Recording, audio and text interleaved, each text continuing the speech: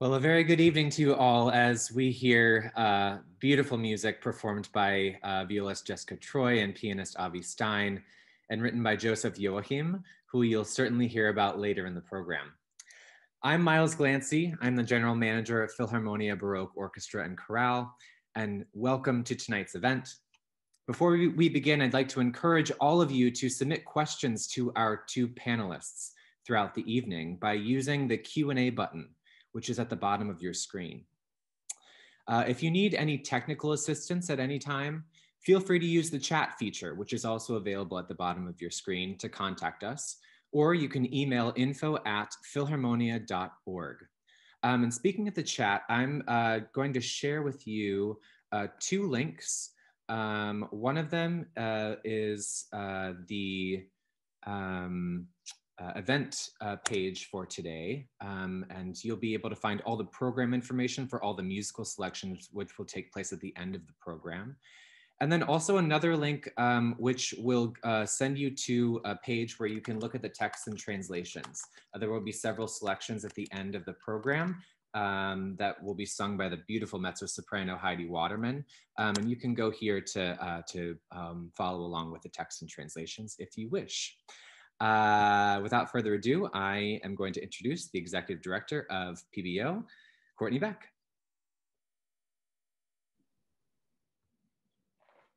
Thank you, Miles. Welcome to Philharmonia's Jews and Music Jam Online. Thanks so much for being here tonight. PBO has broadcast more than 90 virtual programs since last August. And just as Jam was enormously popular in the live space here in the Bay Area and on tour across the country, the audience has grown significantly in the virtual space. Tonight also marks music director Laureate Nicholas McGegan's first appearance with Philharmonia this year, and we're so incredibly happy to see you and to have you here with us tonight.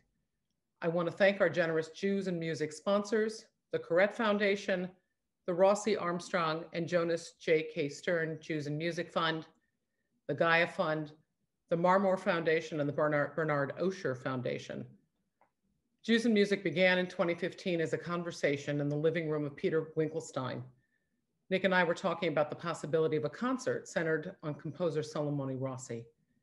That was just the beginning, and from there we launched a full-fledged initiative as a way to understand the relationships between Jews and non-Jews in the rich tradition and the creation of music and art, and the social and political dynamics that influence composition, literature, visual art, and performance. PBO is the only major American orchestra with a permanent program focused on this unique subject matter, and we truly hope that you will support our work. Today's program is also led by PBO Jews and Music Scholar in Residence, Francesco Spagnolo, who's also the curator of the Magnus Collection at UC Berkeley, among the many other hats that he wears. Francesco has been involved with Jews and Music since the very beginning, including our jam tours to Harvard, Yale, University of Chicago, and Dartmouth. Now it's my pleasure to introduce Nicholas McGegan and Francesco Spagnolo. Thank you. Oh, thank you, Courtney. And hi, Nick. Hi, how are you? I'm good. It's true. We've been kind of tied to the hip since the beginning of this project. It's been several years. Yes, and it's so much fun to see you again. And we have Miles expertly running the slideshow for us, and we have a bunch of ideas to present tonight. And just as a way to kind of go down memory lane, Nick, we started, as Courtney was saying, we started discussing Salomone Rossi. And in a way, the topic tonight, performance, patronage, and prejudice, was already foreshadowed in the Venetian ghetto, where there were all kinds of things going on that resembled what we're looking at and listening to tonight. As a reminder, in terms of rules of engagement, tonight, Nick and I are going to chat and show some images, mostly from Nick's incredible database, I have to say. I hope that in the chat, PBO is also providing some graph paper so that people can actually map out all the relations that we are going to talk about, because pretty much everybody we discussed was related in some way or connected in some way with one another. And in a way, we are talking about networks. Networks among people, among performers, among supporters of the arts, and networks of musical ideas. Yeah, I think one thing that we should just point out is that we're dealing, well, a couple of years ago we did Rossi, which is 17th century. We've done a program about the 18th century, and this is really 1800 to about 1870, or basically the 19th century is what we're dealing with here. The era when the first famous Jewish performers come along. We have salons, we have patronage, of course we have prejudice. And I think, Francesco, you're going to set the scene now for how Jewish life, synagogue life in Europe from the late 18th century for about 100 years developed and how it changed. Of course, everything changed. Electricity came along, gas, before that, gaslight, trains, all kinds of things made life very different for all kinds of people. So I'm looking forward to hearing what you have to say about the performance networks, if you like. Yes, well, what's interesting about the topic we've been dealing with on Jews and Music is that oftentimes it's very much taken from the early 20th century backwards in a way. And this sort of the emergence of Jewish performers on the concert stages of the world and the prominence of Jewish performance has kind of tickled the fancy of pretty much everybody, every concert goer. And as I was saying, if we look back in time and we're building up towards the 19th century in our programs, if we look back at the Venice Ghetto, we have it front and center in our slide right now. We see that in the Venice Ghetto, we had musicians, composer, patrons, and salons. The images on this slide show a composition, top left. We started with this, Nick, you and I met around the music of Salamone Rossi. This is the front page, the Hebrew front page of the first publication of Hebrew musical polyphonic compositions set to Hebrew music. The publication in Venice in 1622-23 also had a dedication to a patron, a Moshe Sulam, Moises Sulam, who was a banker in Mantua, where Salamone Rossi lived, and who actually had his own family synagogue there, like it often happened inside ghettos. But in the ghetto of Venice, there were also family synagogues where all kinds of things were happening, and salons. The most important one was that of Sara Copia Sulam. We have her beautiful portrait on the top right of the screen.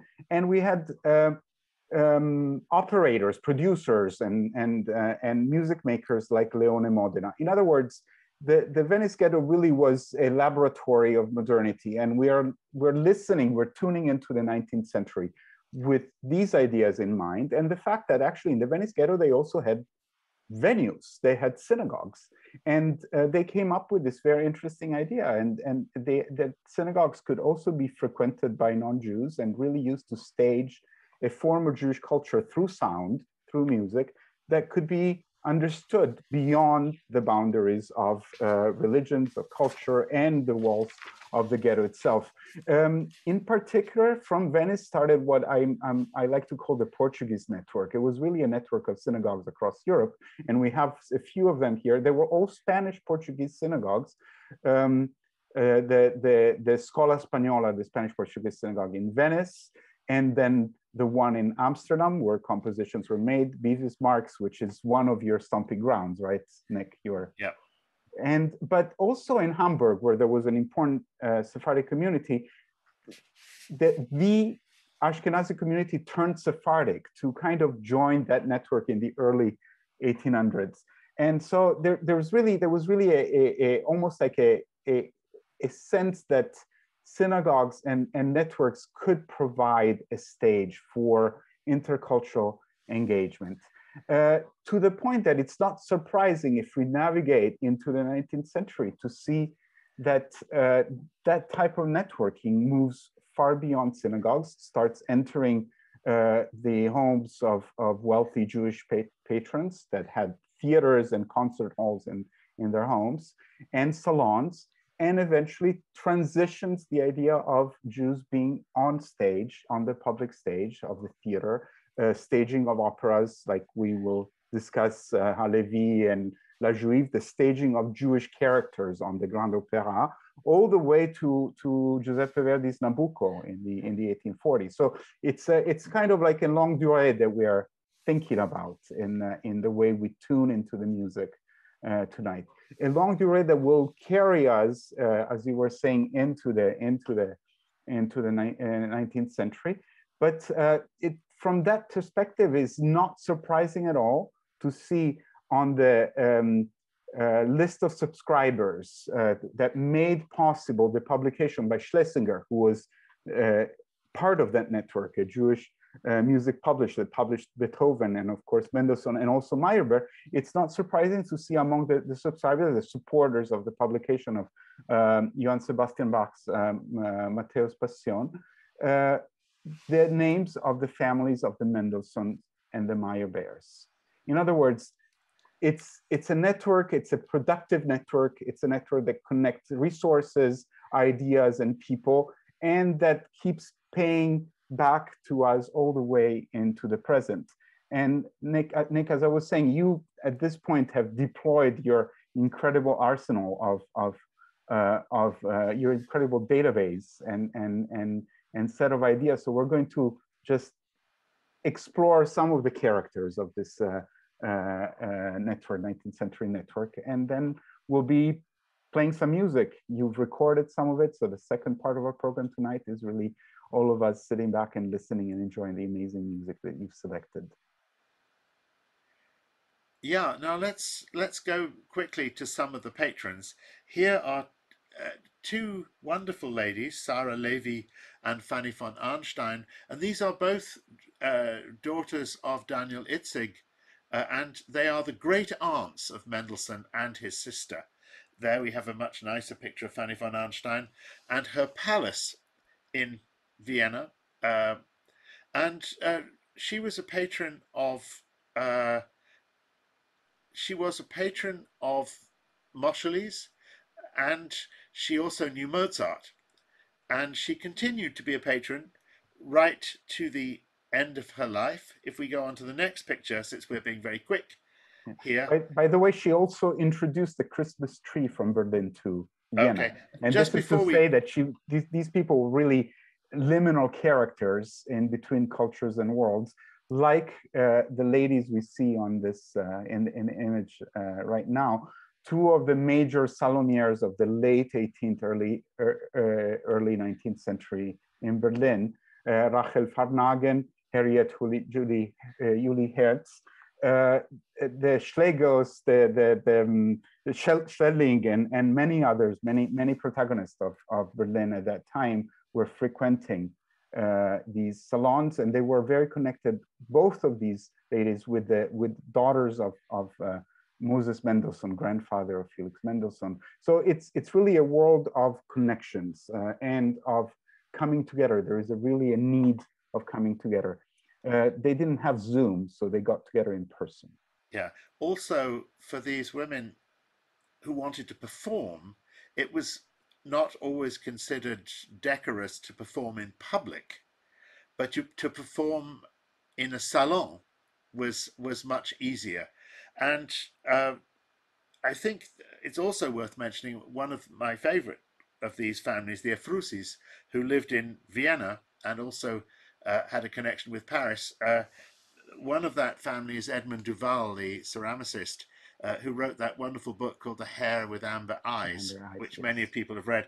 I actually know him, and I knew his father better, because his father, Victor, was the chaplain to my school, apart from being the chaplain to my father's university in Nottingham. So, and Edmund was a great friend of my mother's, in fact.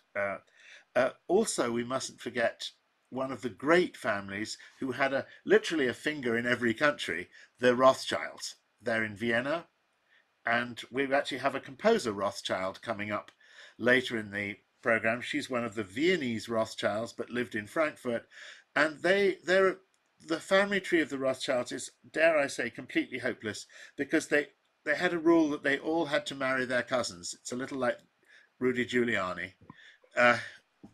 And so in one case, one of the sister of one of them married her uncle, moved to London, and we're actually going to hear a piece by Baroness Matilda von Rothschild, which is actually a wonderful piece indeed. So these are the patrons, and the salon was a great place. There are people like Chopin who almost never gave public concerts. They played almost entirely in salons, and in Paris in his case. So these are not people who played on the public stage, unlike most of the other musicians we'll be dealing with, but for example, Fanny Mendelssohn, whom we'll meet later on, played mostly in salons, with not performing in public as such. And we have a whole list women at this time, including Fanny, published under pseudonym or published under the name of their fathers or brothers. So they were, the salon was really the place in which they could express themselves. So let's turn to the Mendelssohns. We've already had his great aunts, and here's a whole ton of stuff. The photograph, by the way, is supposed to be Mendelssohn, and I hope it is. It was found fairly recently, I think, in the UK, and seems to have been given the photograph is British, and Mendelssohn, the family who owned it, had a strong connection. So let's hope it is. I was in Mendelssohn's house in Leipzig fairly recently, and these aren't photographs I took. That's his salon where he could give concerts, where his sister could play, and that's his composition room on the left. On the right, he seemingly composed standing up, which I think is rather nice.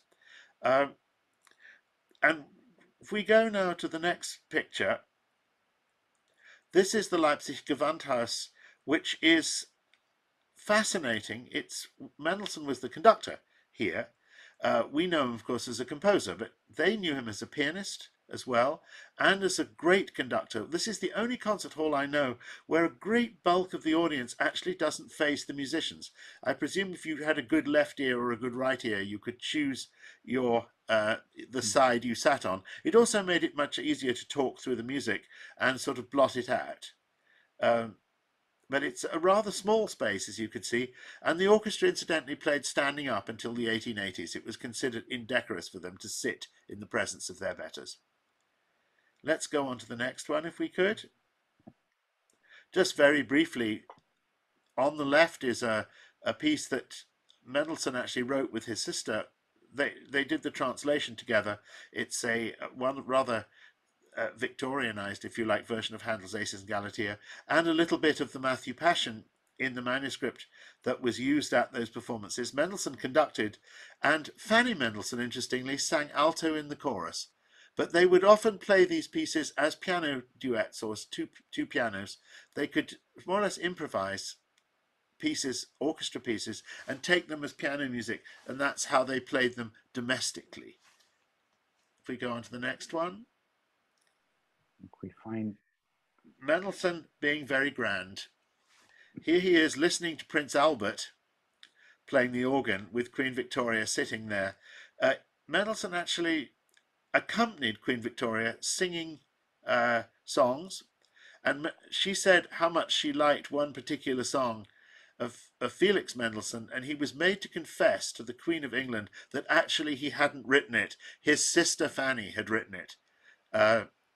Which, because as Francesco said, it wasn't considered seemly for ladies to publish under their own name.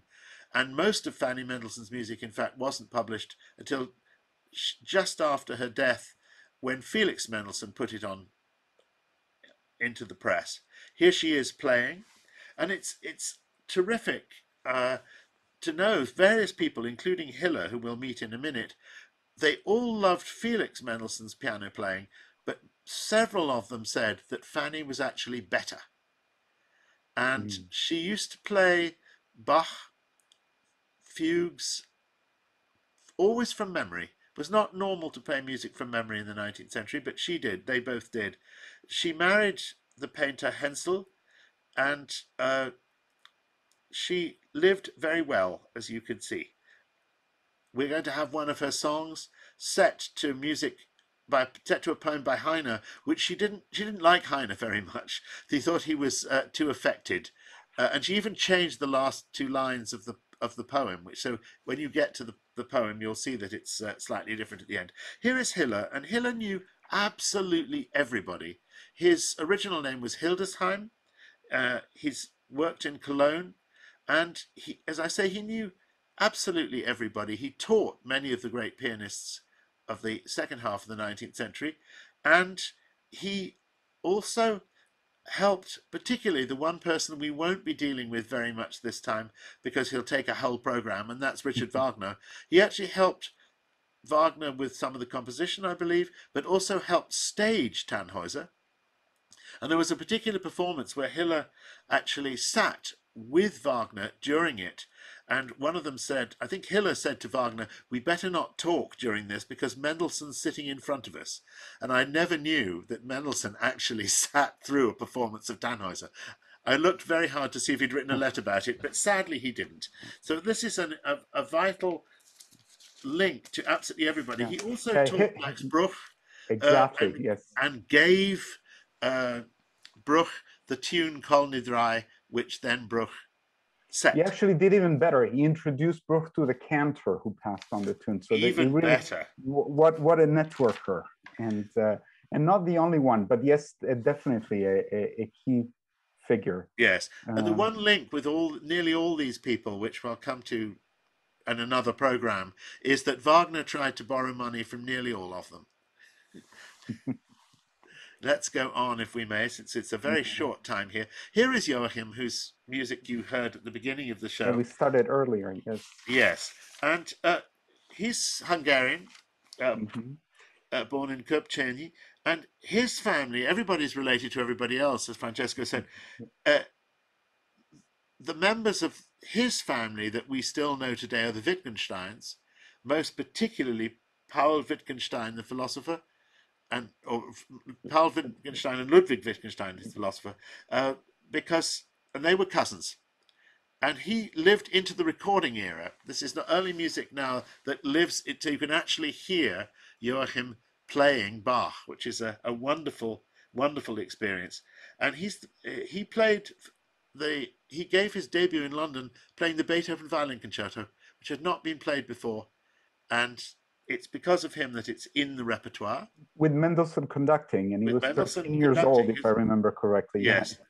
Yeah. Wonderful, wonderful musician, and great influence throughout the century.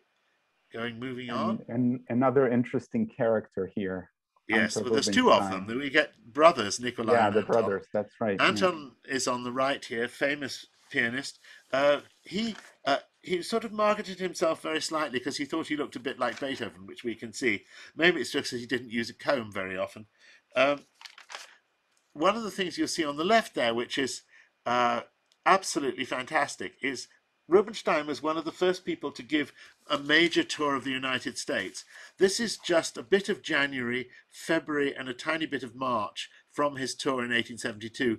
He toured courtesy of the Steinways, and he had 6 Steinway pianos that followed him around on trains and wagons. And you can see he had a concert almost every day, and the travel cannot have been very easy. He was known, if you like, as called at the time the Michelangelo of music. And he was also, like Mendelssohn, the founder and first director of, this case, the St. Petersburg Conservatory. Yeah.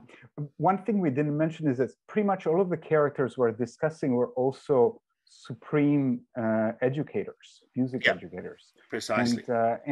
But Rubinstein is also interesting because he's, in a way, he's a precursor. In other ways, he was born in the Pale of Settlement. You know, in Tsarist Russia, Jews could only reside in certain areas and not in the major cities. Had to convert in order to become the director of the first conservatory in Russia. I think it was 1862. So he's really a fascinating character because also he anticipates the moves of others that will follow in his footsteps. Moving right along. Yeah. It has to be very speedy. Here is Matilda von Rothschild. On the right is her house in Königstein. It's now a Marriott. She did extremely well. I really want to go and stay there, I think. I mentioned her briefly before. Born in Frankfurt, she married her cousin. And she is a wonderful composer of salon songs, if you like, both in German and in French. And the CD, as I mentioned, I think earlier, the CD that you can buy of her songs is actually sung by one of her relatives, Charlotte de Rothschild, one of the British branch. Whizzing along, here is Alkan. Alkan, like many of these composers, he is the son. Many of them are sons of cantors. Alkan is his father's first name, actually. His actual name is Moorhanger. He was a child prodigy. He entered the Paris Conservatoire when he was almost 6 years old. And he retired when he was 1583. But he remained close, very close to Hiller, as fun enough did Berlioz. I'm going to play one of the pieces I can play of his. He's a very interesting and liminal figure, and also helps us move the conversation from Berlin to Paris, which becomes then the central of many of these encounters in the 19th century. So he played the organ at the synagogue de Rue de Nazareth the one that I remember calling it on the phone and they answer the phone, Rue de Nazareth, bonjour. You don't know that it's a synagogue almost, you think here. He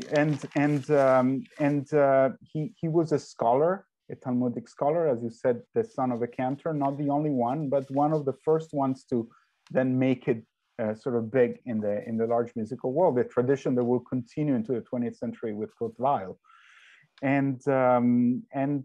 But he was friends with Saint-Saëns, Vincent d'Indy, and something very important. It also comes back again in terms of networks and our own discourse, Nick, is that he was the person that at the other major synagogue in Paris, the Synagogue de la Rue de la Victoire, helped hiring Samuel Nambour, who will edit the first modern edition of Salomon Eros's music. Great. And was hired as a cantor there. So very tied to the synagogue. It's good that we put the synagogue front and center in this slide. And you'll hear a piece by him, which is actually based on the Song of Solomon later on. It's one of two in that particular opus. Going on, we have the famous Meyerbeer. He's from a very, very well-to-do family outside Berlin. Beer is the actual family name. The Meyer comes from his grandfather. They were great friends of Goethe. Prickly relationship with Heine, who also wanted to borrow money from him. And Schumann and Wagner absolutely hated him in every conceivable way, even though Meyerbeer had been extremely helpful to Wagner in the composition of Rienzi, which sneakily was known as Meyerbeer's best opera, something that would, of course, drive Wagner absolutely crazy. And next, speaking also of Prejudice, because and we'll deal with it in a little bit, in a couple minutes.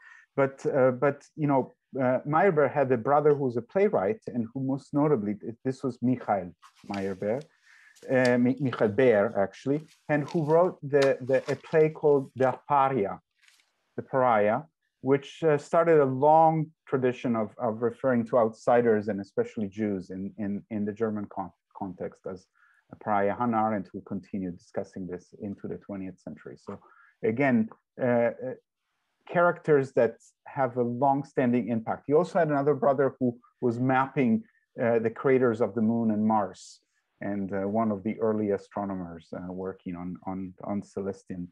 Yeah, they were great friends of both Goethe and Humboldt, hence the scientific connection. We'd better go on because we've... Yes, absolutely. Okay. And here's Pauline Lucca. She changed her last name from Lucka to sound more Italian, but she was a East European Jewish soprano and who was Céline in l'Africaine of Meyerbeer. Again, the network was a network of composer, performance, patrons, as we're trying to describe. And we can keep going because we have a big hitter in our... My favorite.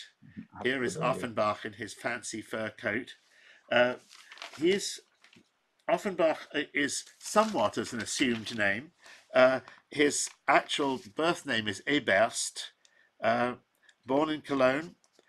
But his father was born in Offenbach, so that it's just outside Frankfurt. He left for Paris when he was 14, and he never came back really, and was most famous, as you see here, as a cellist of genius. And we'll hear one of his pieces later on. I happen to love his music, and one of his great singers was this lady, Otto Schneider, who was actually from Bordeaux. She was a genius singer, a comic actress. She collected royalty and diamonds. She was known rather naughtily as Le Passage des Princes because she collected princes and was the mistress of the Prince of Wales. She managed to have a bit of dalliance with both the Tsar and his son, not presumably at the same time. And she led a bohemian life, shall we say, but she was an absolute wonderful person, and Offenbach wrote terrific music for her. Better move on. Here is one, unfortunate that we do not play, because La Juive, we'd have to play a recording, but it's a wonderful piece to listen to. Halévy has the wonderful first name of Fromental, because he was born during the French Revolution, and so he has sort of a very revolutionary name. And we can see there that he has a daughter, and that daughter, Geneviève, married Bizet, and after Bizet's death, she then had an affair with Alkan's son, his illegitimate son. She then married a banker who was associated with the Rothschilds and had a salon in Paris, which was how Proust was attached to that. Halévy's brother was also a librettist for Offenbach and actually wrote the libretto, part of the libretto for La Péricole, which we'll hear an aria from. And let's not forget that Halévy, like Offenbach and Alkan, were all children of cantors. Indeed. And Halévy was the only one of all these composers about whom Wagner had a good word. He absolutely adored La Juive. I've never seen the piece. Have you, Francesco? It is still in the repertoire. It is in the repertoire all the way into actually the early 20th century recordings of East European synagogue cantors that sing the most famous aria in a Yiddish translation. Oh, right. So he made it all the way to the Yiddish theater stage. Okay, let's move on. And you were mentioning Wagner, and we're not really talking about Richard Wagner, but we are also mindful of the fact that many of these characters encountered varying degrees of prejudice. And actually, one doesn't need to deploy Wagner to talk about anti-Jewish prejudice at this time. And here is this is a fairly tendential translation that Conway published in a book called Jury in Music, but I decided to use it for just as a way to cap this off. And this is Karl Zelter, who's talking about his pupil, Felix Mendelssohn, writing to his own friend, Goethe, and describes Felix Mendelssohn as a Judensohn, which in the translation here is described as a Jew boy. I'm not entirely sure about the translation, but I just wanted to share it regardless. But then also manages to imitate Yiddish with the word epes rore. It would be somewhat rare, somewhat unique if for once a Judensohn became an artist. So prejudice is there and very much accompanying it. And one can maybe even argue that the network we discussed, Nick, was a network that was needed to be tight, and all of these connections need to be very close to phrase, to confront prejudice on the stage and off the stage. And it's interesting to me that there are personal friendships here. Chopin teaching people, Schumann being a great friend of Mendelssohn, and then sometimes you read their letters and their reviews, which come out as very anti-Semitic, even though they're often talking about people with whom they were very close friends. It's often they manage to sort of speak out of both sides of their mouth, if you like. Yeah. And that is, I fear, very typical. Yes, it's typical of the time, and it sort of frames the period, and is counteracted by the prominence of many of these characters that actually use so wonderfully illustrated. And there will be so much more every time, Nick, I talk with you. I found out more and more anecdotes and juicy details about all these, and as a final, so thank you. But now we're going to listen to their music. Yeah, just one final thing I think we should mention is that quite a few of these composers and performers converted, and some very definitely didn't. Yeah, that's true. But the Mendelssohns were baptized. Rubinstein became an atheist and said that everybody thinks he's something else. He said that the Russians think I'm German, the German thinks I'm Russian, the Jews think I'm a Christian, the Christians think I'm Jewish, and I really don't know what I am. Well, whereas others, such as Alkan, was very observant. Yes, absolutely. Many of them are liminal figures, and they really inhabit various worlds. It's the post-French Revolution that we evoked tonight that really changed the makeup of Jewish identity in Europe. And so we see it on the concert stage the way we see it in everyday life. But you know, another way to think about it is that, you know, also some like it hot, some like it cold, right? Oh, that's so the Goldilocks argument. There are all kinds of possibilities here, yeah. And music beautifully fits in between these crevices of identity. Okay, great. Let's have some tunes, shall we?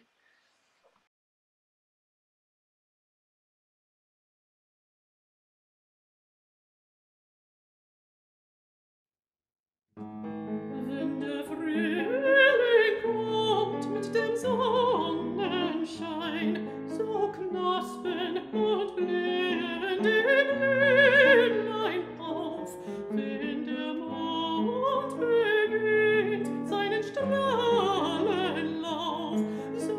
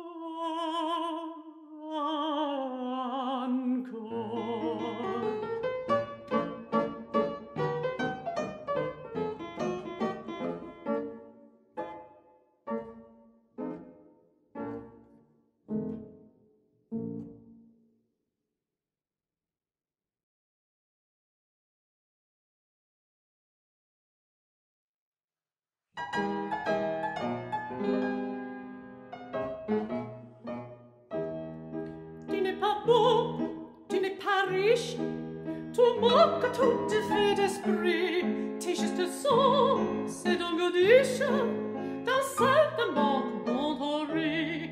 Le talent, c'est le nom de faire, tenez longueur, le talent de ce qu'on doit avoir pour plaire, tenez presque rien, et pourtant,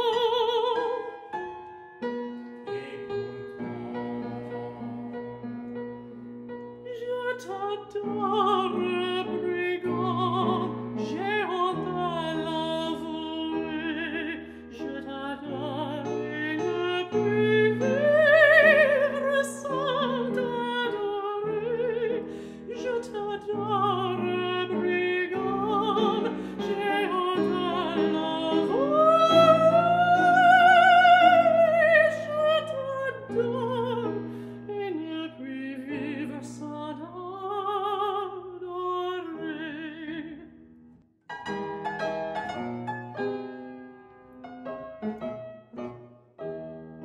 Je n'ai pas la bonne chair, on dîne chez ses vice-rois, tandis que toi, pauvre mère, je mourrais de faim avec toi. J'en avais chez lui de la joie, je pouvais prendre temps et temps, j'avais du velours, de la soie, de l'or, des bijoux, et pourtant,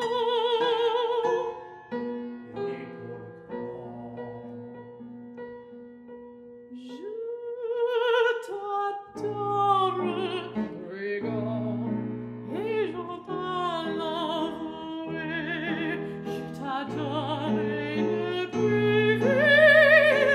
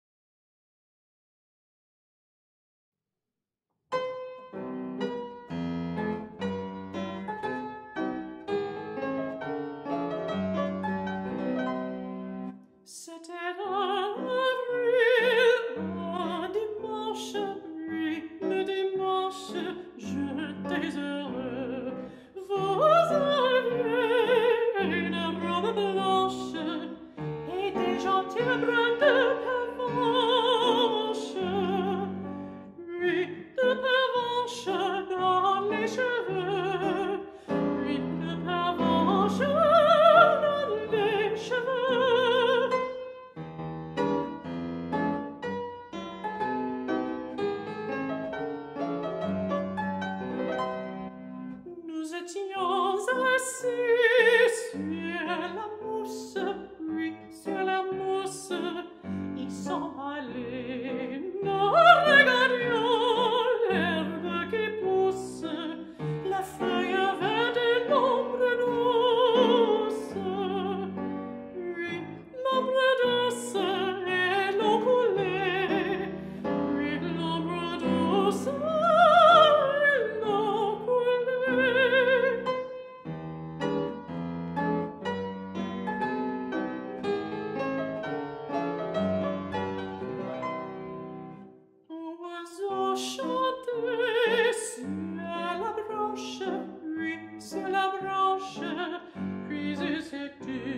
j'ai pris dans ma main ta main blanche, c'était en avril dimanche. Oui, le dimanche, t'en souviens-tu? Oui, le dimanche, t'en souviens-tu?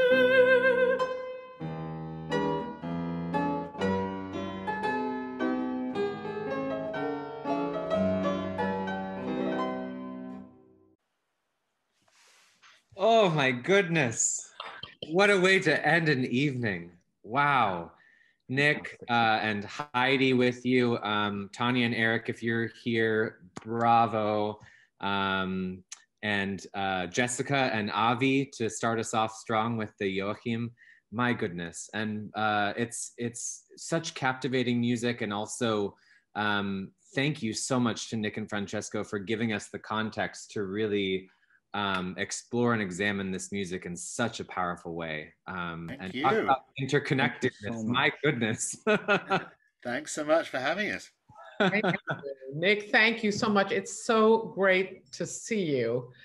It's been a pretty crazy year, and it's just so great to have you back. You know, Francesco, we're so lucky we get to see you all the time. Well, but I'm very lucky that I get to be at least on this virtual stage. But again, with Nick, this is it's so much fun, and looking forward to more. What can I say? Yeah. So I will say two things. One, we don't have time for questions, I'm afraid, because we're a little bit over time. But I will say we have captured all of the questions that have come in so far. And we do have your email addresses since you registered. So we'll make sure that they go to the right people, and we'll be able to respond to your questions. If you have any more questions, you can email info@philharmonia.org, and Naren will make sure they go to the right place. And then I will say, if a few of you have asked about a recording of this, there will be a recording of this. It will be on the event page on our PBO virtual portal within the next 48 hours. So probably by tomorrow night, it'll be up there. So you can watch it, rewatch it. Some of you said the links didn't work, and I apologize if that was the case. For some of you it works, some of you it didn't. But we'll make sure that, that the proper links are on that event page. So I hope you enjoyed this evening, and Nick and Francesco and all the musicians involved. My goodness, what a glorious program. Thank you so much. Thank you so much. Good night. Good night. Good night.